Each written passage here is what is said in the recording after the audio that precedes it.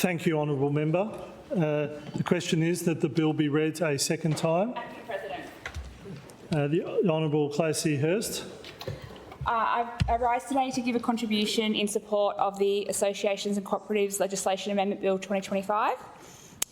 This bill recognises and reinforces the essential role that associations and cooperatives play in the fabric of our life here in Western Australia by modernising the regulatory framework that governs them, providing greater flexibility, inclusion and efficiency for volunteers and members alike. Mr. President, there's over 17,000 incorporated associations in Western Australia, and these range from sporting clubs, dance clubs, wildlife and environment groups, through to P&Cs and community kindies, and most are run entirely by volunteers.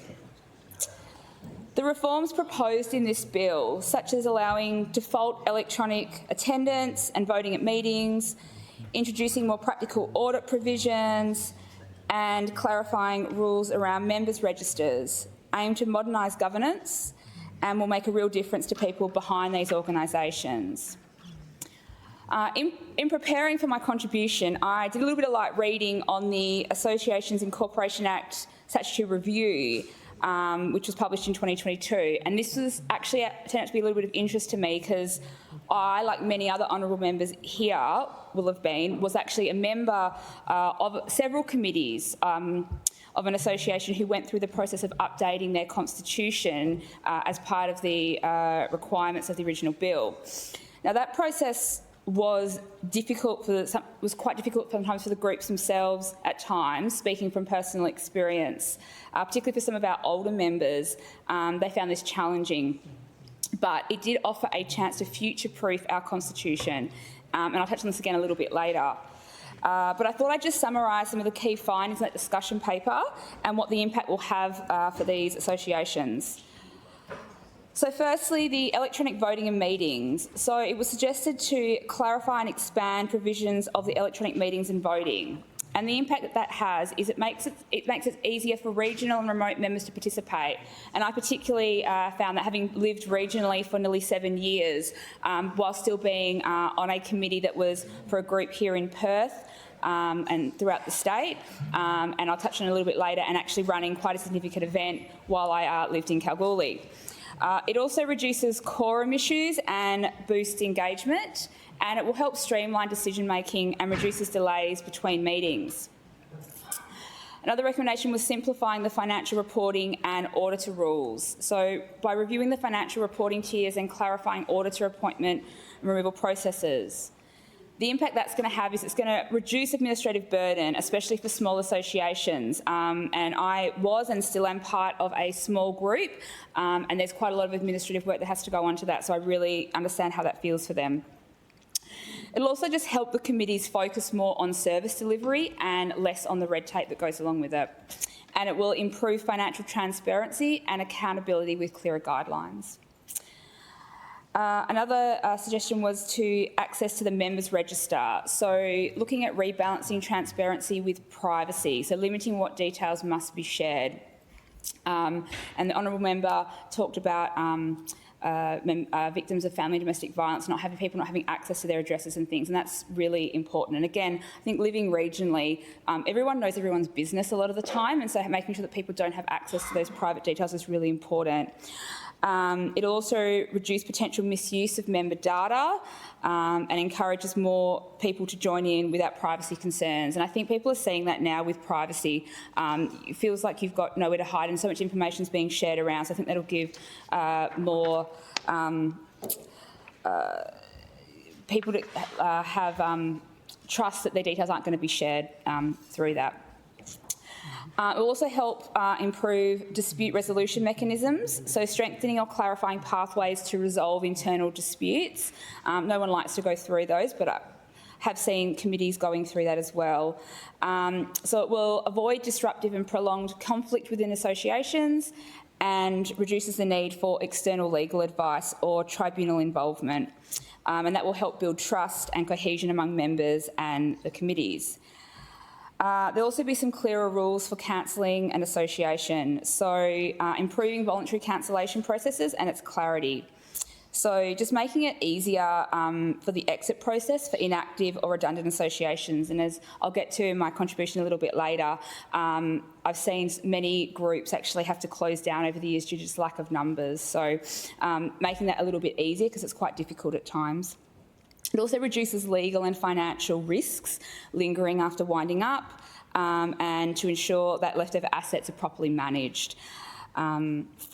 And then also I thought was interesting was the name reservation improvement. So streamlining and modernising how names are reserved and checked. And this will prevent confusion and brand conflicts between associations. It saves time and resources when registering and updating, and supports clearer public recognition on different organisations. And I will touch on it a little bit later, but it's particularly poignant here. I did talk about in my inaugural speech square dancing. It's going to come up in a little bit later, but the group that I dance with is called Happy Wanderers Square Dance, and we were actually at a barbecue down at in Fort Leroy Road in Ascot back in March, and there was actually a Happy Wanderers walking group, and so we all had the same kind of t-shirts on. We didn't know which, like everyone was laughing because it was the same name, but I thought it was quite interesting in that. And they were like, what are you doing here? And finally, just guidance on legal obligations outside of the Act. So just providing more integrated support for understanding those legal duties, and that can be really complex. So like it helps volunteer-run organisations avoid accidental non-compliance, and improving confidence of committee members and reduces the risk of burnout. It's quite laboursome at times, and you've got people that are giving up their time to do this for you. And it encourages best practice governance without the need of legal expertise. I'd like to take the opportunity to acknowledge some of the associations doing important work in our community, and perhaps share a bit more detail some of my personal insights of how this bill is going to make a difference. And I've been on the committee of several groups over my years, through to the committee of bands I've played in before, but I'm going to start with a group that is very close to my heart. I didn't think I'd get to talk about it so soon. I actually thought I was going to have to draw quite a long bow to get there at some point, but I did just mention it before. So members might recall I talked about my square dance family in my inaugural speech, and it's an activity I've been involved in since 2009, but for many years I didn't admit to that. I was kind of a closet square dancer, because it's not really cool. So, but some members on my side will know how important it is to me, because I've certainly been known to say, no, I can't have a drink on a Friday night, I've got to get to dancing. But yes, sorry, as mentioned, I've been on several committees, and I was actually on the committee of some square dance groups when the implementation went through of updating our constitutions. Now, just briefly, if you're not familiar with square dancing, it's not line dancing, it's not boot skidding. It's done with 4 couples in a square, calls the moves. And my favourite thing about square dancing is big skirts and the petticoats. But it is a long-standing tradition, and the clubs are entirely volunteer-run. The roots in WA go back to about 1953, but it really started to become popular in the 60s, 70s and 80s, which means that the people that are doing it now are quite older. So having gone through that constitution updating process was quite laboursome, and in many cases those clubs' constitutions were only in paper. So having to go through and update it all, that took a really long time, and it was extremely stressful for those committees. But there are lots of individual clubs, but the clubs are supported by the Square Dance Society of Western Australia, the Callers Association of Western Australia, and then also supported through some related activities of round dancing and clogging as well. And again, they are entirely run by volunteers. Most of them have been there for decades, and most of them are the same people. They're running clubs and they're running the society. And I want to acknowledge the work that people probably haven't spoken or heard about square dancing much, and I'm sorry to go on about it, but it is something I really appreciate, and I think these people do deserve some appreciation. So there used to be many, many clubs in Western Australia, but currently operating, we've got Swan Valley Squares out in Ellenbrook, Clover West in Shenton Park, White Gum Valley in Shelley, Keywheelers in Como, Greenfinches in Hammersley, Alamanders in Mindarie, JG's in Bunbury, Gidgegannup Square Dance Club in Gidgegannup, Dianella Rangers in Jundana, Riverside in Bentley, Ups and Downers in Gosnells, Northern Stars in Mewshay, Wheatbell Squares, who actually dance somewhere between Goomalling, Wongan Hills, Meckering and sometimes 2J, and Happy Wanderers, which is currently in High Wycombe. Now, that is actually my club, and I want to give them a bit of a shout out. They've been dancing since 1973, and we celebrated our 50th birthday 2 years ago. We had a massive dance in the Midland Town Hall. It's a close-knit intergenerational community. Our oldest club member is 93 years old, and our youngest is 5 years old. And we've got 3 generations of families like dancing in the same club, and it's really lovely. And they've been dancing all the way through. We dance every Friday night in High Wycombe, and the members, we don't just come to dance, we come to laugh, connect and belong. And I want to put it on record again. So Kevin Kelly's our caller. He's been calling since 1969, so 56 years, but he's called exclusively at our club since 1975, so 50 years of calling every Friday night at one club. It's pretty amazing, and he actually just received a volunteer award with Minister Hannah Beasley a couple of weeks ago. His contribution is instrumental to the longevity of our club. He calls with incredible clarity, patience and good humour, and like so many leaders in our association sector, he's never asked for much recognition in return. He also has always held significant leadership positions in the Callers Association, President, Vice President, Secretary, all the way through. And he's not just one of the best callers in Western Australia or Australia, he's actually world recognised. He's amazing. But it's not just our callers. Many of our committee members have been not only members for decades, but they've been committee members for decades. Like, this is decades of service. And I especially want to shout out to Michael and Joe Buswell and Tom and Beth Berry for their significant contributions. Michael joined the club as a 16-year-old. He served as president for over 10 years at a time. Michael and Joe still dance for the club. Joe's the secretary, Michael's on the committee. Their son and daughter-in-law and other son are members of the club as well, and they're about to become grandparents, and their little boy, when he arrives, will hopefully become a dancer too. But I was watching, especially Michael, Joe, Tom and Beth on Friday night. They go about the work without question, and it was when I was watching them do that, I kind of went, I can talk about our club and what you guys do, because watching them go about that work, and I was reflecting back on the bill, had to talk about it, but also what they do and what we went through doing that constitution update. Our constitution wasn't online; it was paper, and it was really hard at the time. But I just want to make the impact that these amendments are going to have to our club. It's not just our club, it's many clubs. And I mentioned the other clubs before, but another club, White Gum Valley, it's been running for 63 years. Riverside's been going for 55 years, and Dianella Rangers for 48 years. And it just shows there's a staying power in that tradition. And I want to acknowledge Jeff Van Zambeek, who was the long-serving caller for Dianella Rangers for its entire history. He sadly passed away a few weeks ago. His contribution to square dancing and the calling community is remembered warmly by many, and I want to acknowledge his service to that. But he was more than just a square dance caller. He was a wonderful dancer. He was also a wonderful musician, and he also he actually created square dance music. So he took songs and actually was a producer. So he actually changed modern songs or songs from all the way through and actually made them usable for square dancing. And that contribution, the impact he's had on that and that part of our community is huge. I also, on the weekend, on Sunday, went to Kiwilla's 23rd birthday, and it was also their 40 years of calling celebration for Richard Muir. So it's another man who's been calling for 40 years. And these milestones show that the time and effort people dedicate to community life. It's not just dancing, it's all the phone calls, it's the chairs setting out, it's the suppers, it's the effort that goes into keeping our group running.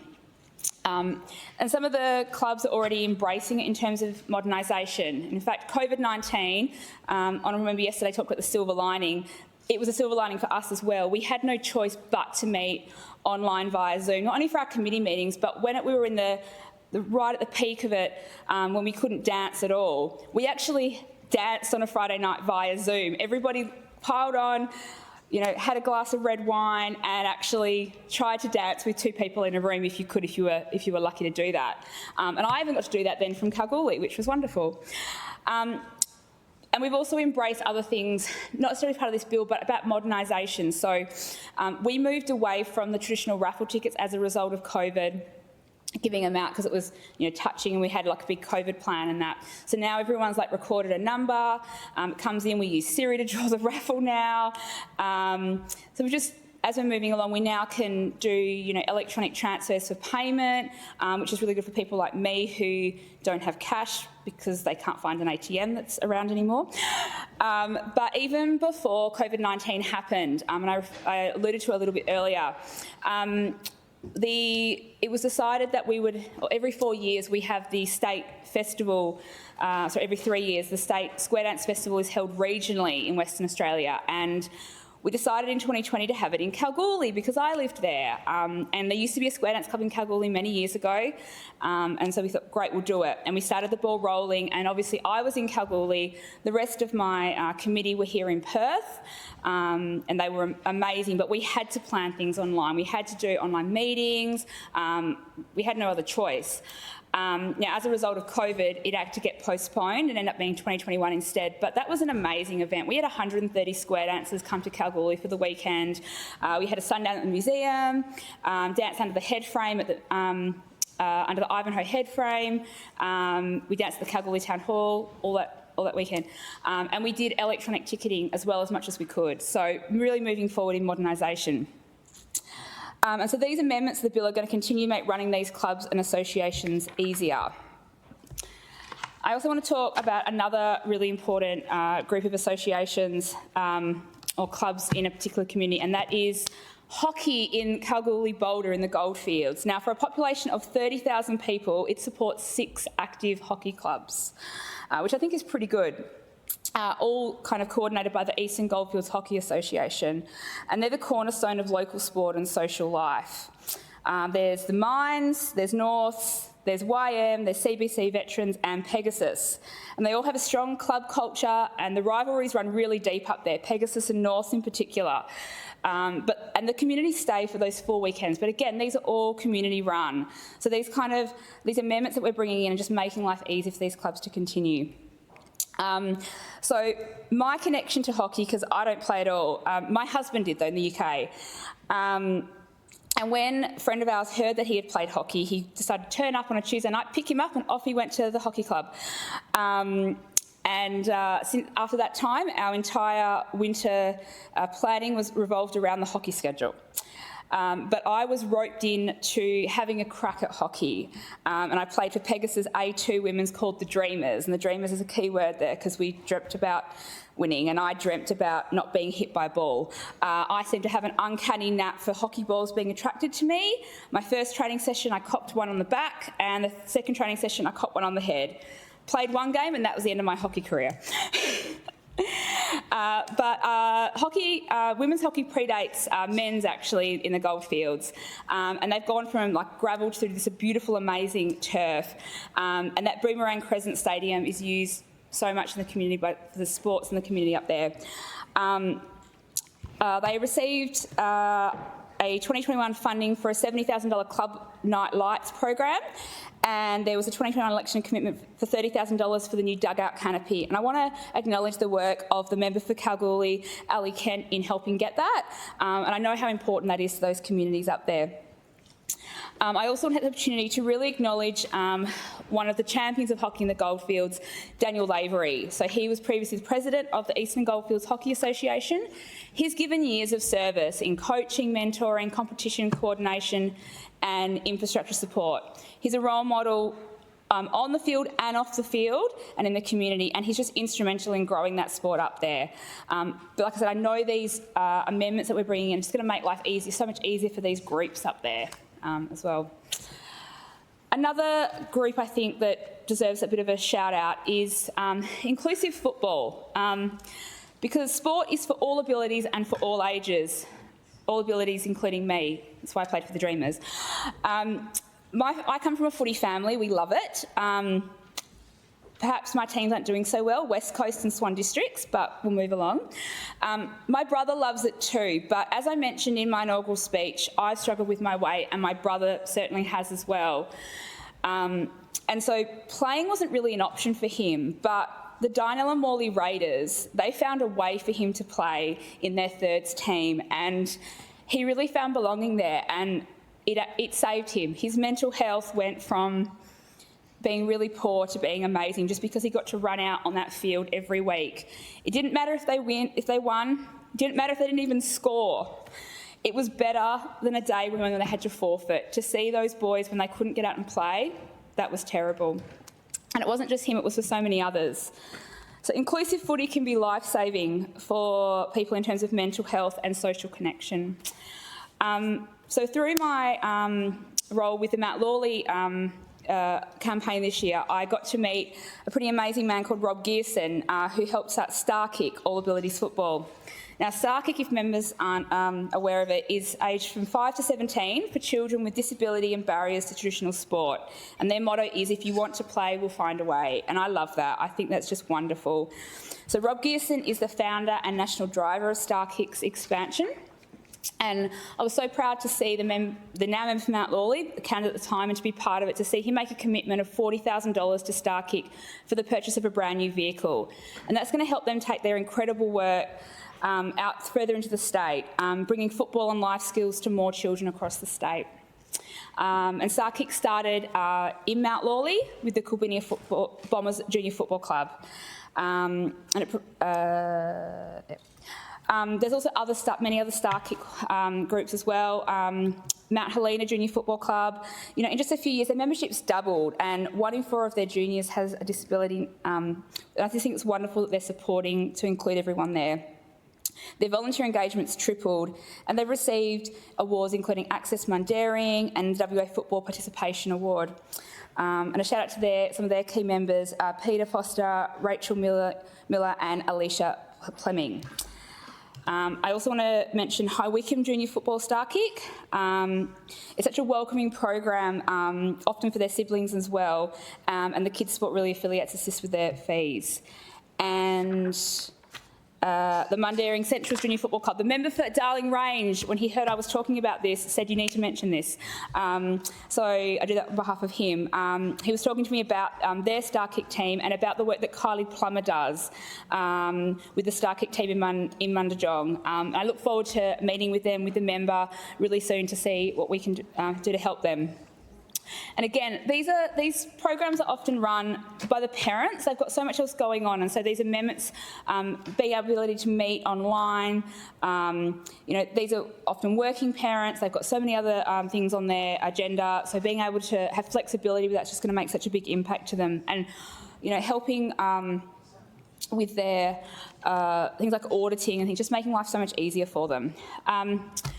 Staying on with the inclusive football, I also want to talk about adult integrated teams. And I talked about my brother, and he didn't have an integrated team, but this is really, really important. And as I've been involved in more and hearing more about it, I want to shine a light on it because I think it's really important to talk about.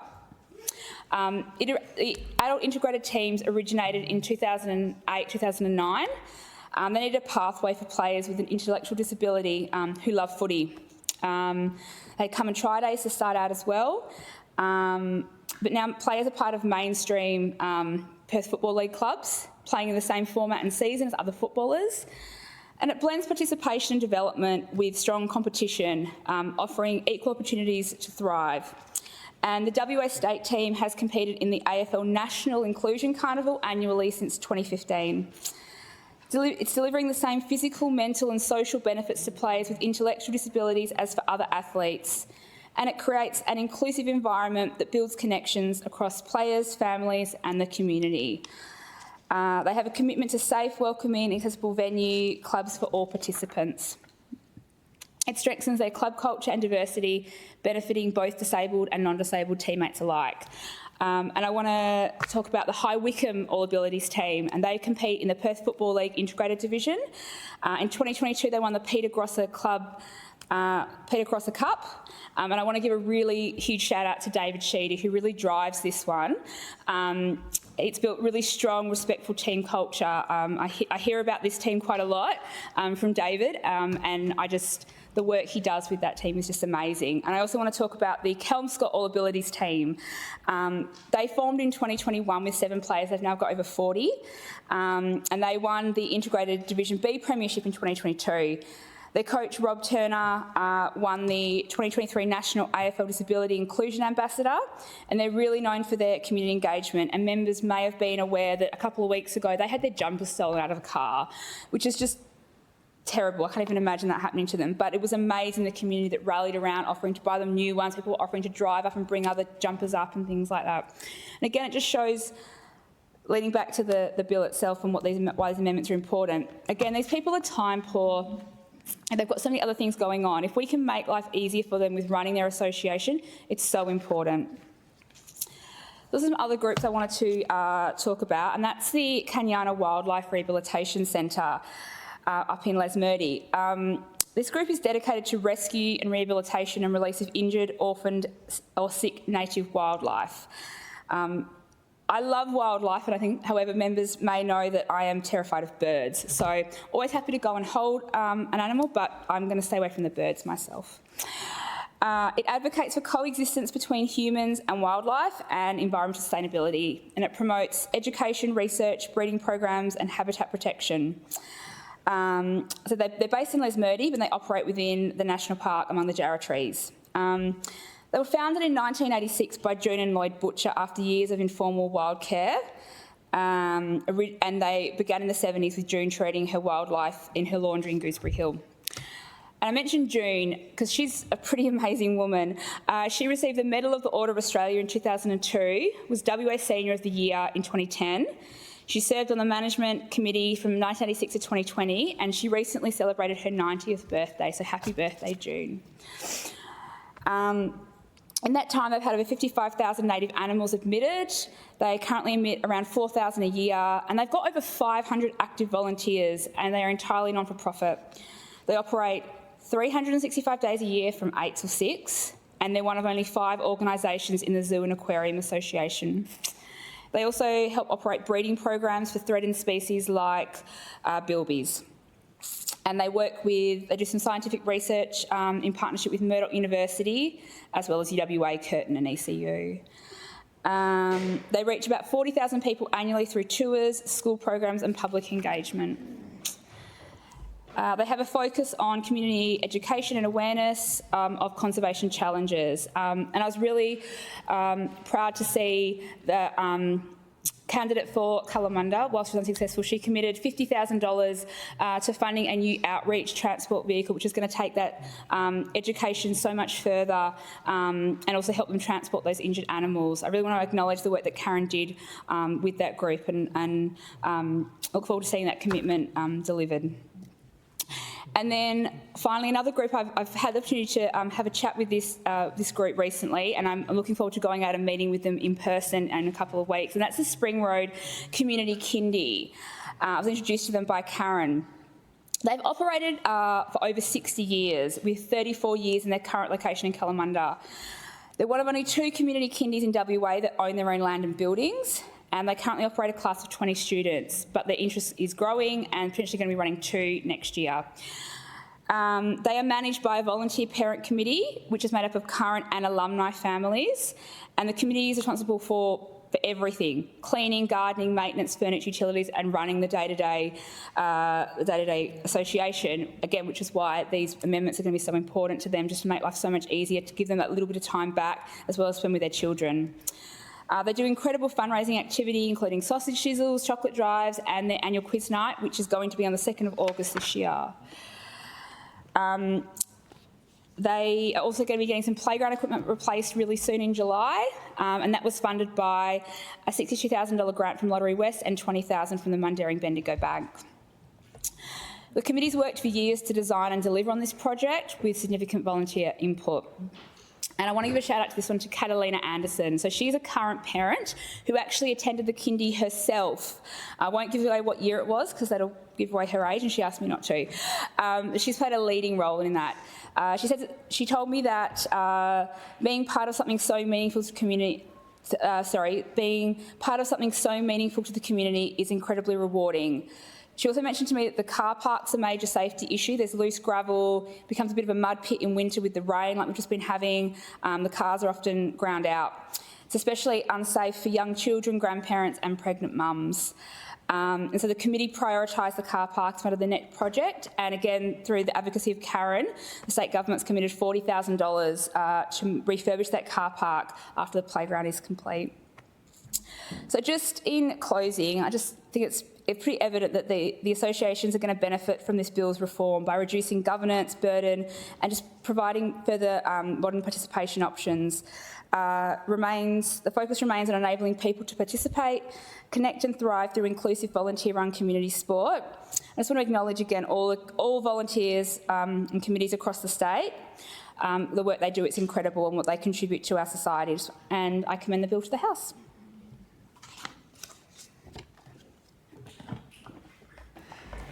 Members, the question is, the bill be read second time. Honourable Acting President. Sam. Thank you, Acting President. It gives me great pleasure to rise this afternoon. I have thoroughly enjoyed so far listening to the members' contributions across the chamber and their close relationships that they have with associations and also cooperatives. I know that the shadow spokesperson for this piece of legislation, the